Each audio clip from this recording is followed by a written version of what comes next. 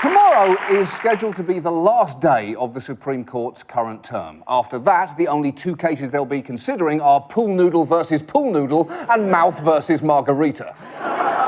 But before they go, they've got two decisions left to deliver, including this one. The biggest one we're waiting on at this point is Hobby Lobby. This is the challenge to the administration's HHS contraception mandate. That's right. Hobby Lobby, America's one-stop source for glitter and googly eyes, could soon also be America's leading source of landmark binding legal precedents. Hobby Lobby's owners say that Obamacare's contraception mandate conflicts with their Christian faith, which means the whole case boils down to one fundamental question. Can a business, a for-profit corporation, claim it has freedom of religion? Do for-profit corporations have religious rights? Do corporations have religious liberties, or do just individuals? Are corporations a person able to exercise religious rights? No, they're not. Okay, are we done? Are we done here? Are we done? I feel like apparently we're not done. Because thanks to the Citizens United ruling, in which corporations were deemed to have the same free speech rights as people, it is now a possibility they may get religious rights as well. And if they do, it's going to be pretty easy to guess which religions they'll choose. Einstein Brothers? Obviously Jewish, although they do sell bacon and are open on Saturday, so let's say more culturally Jewish than observant. Meanwhile, Ben & Jerry's clearly Buddhist, although not too Buddhist, or they'd be selling you pints of cookies and nothingness. And Taco Bell, I'm presuming, is Hindu, because you know there's no fucking beef in those things.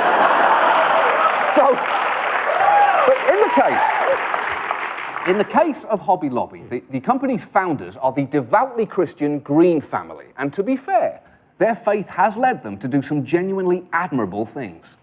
We believe that the principles that are taught scripturally are what we should operate our lives by, and so it naturally flows over into the business. The company pays full-time entry-level employees 90% above minimum wage and devotes a very large portion of its profits to a broad array of charities. Well, that's fantastic. Although I wouldn't get on too high a horse about the moral high ground of your company, given that a solid chunk of your customer base are Etsy sellers buying yarn to make handmade cock and ball cozies and teenagers purchasing top quality glue for huffing. Oh, really, Bobby? You're into model aeroplanes, are you? Build one for me right now. You can't, can you, boy? You're killing your mother. You're killing her, Bobby. But here's the thing. While Hobby Lobby's owners are seemingly sincere in their beliefs, their sincerity isn't really the point, just as it isn't the point with the other company which is also part of this decision. Conestoga Wood, a company that makes parts for kitchen cabinets, is owned by a Pennsylvania-based Hahn family. They are Mennonites. That's right. In addition to Hobby Lobby, the government is also being sued by Mennonites, or as I believe they're called, the Diet Amish. The Mennonites they're cabinet-making pacifists who argue that they don't want to pay for something that could take a human life. But under that logic, that is why I, personally, refuse to pay for Mennonite cabinets, because Jason Bourne could conceivably beat someone to death with one of those things. What these companies are arguing is that the sincerity of their beliefs should allow them a line-item veto over federal law. But government is not an a la carte system where you can pick and choose based on your beliefs. Taxation is more of an all-you-can-eat salad bar. You don't get to show up and go, look, I know it costs $10.99, but I'm only paying $7.50 because I have a moral objection to beets. Because of course you do, they're an abomination of a root vegetable. Their bland flavour and slimy texture is an affront unto the Lord. And if you can persuade enough people of that, then you can have a referendum to remove beets from the salad bar in the future. But until such time, you're paying for those fucking beets. Because everyone has their own version of beets.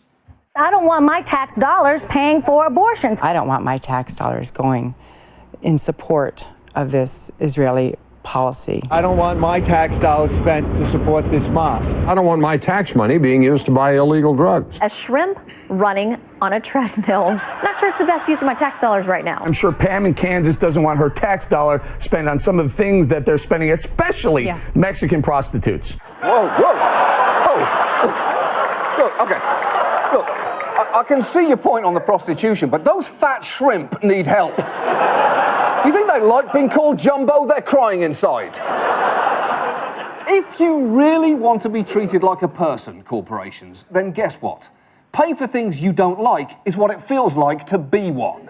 In fact, if corporations want to be people, they should have to take the rough with the smooth. For a start, companies should only get to have the average lifespan of a person. 79 years, 75 if they're based in Mississippi.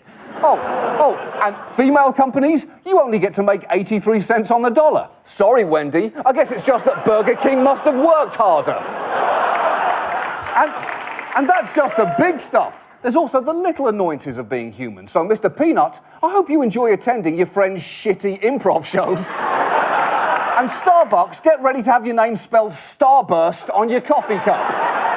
And for GM, who've admitted some responsibility for the deaths of a minimum of 13 people, I've got some bad news for you. People who do that generally don't get off with a fucking fine.